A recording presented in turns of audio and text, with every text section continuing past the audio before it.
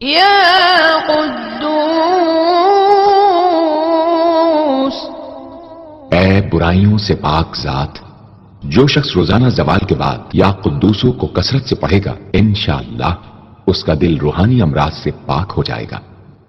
یا سلام، اے بے عیب ذات، جو شخص کثرت سے یا سلامو پڑھتا رہے گا انشاءاللہ تمام آفتوں سے محفوظ رہے گا۔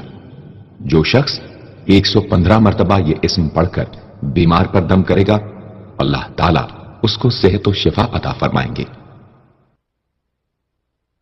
یا مؤمن، اے امن و ایمان دینے والے، جو شخص کسی خوف کے وقت 630 مرتبہ اس اسم کو پڑھے گا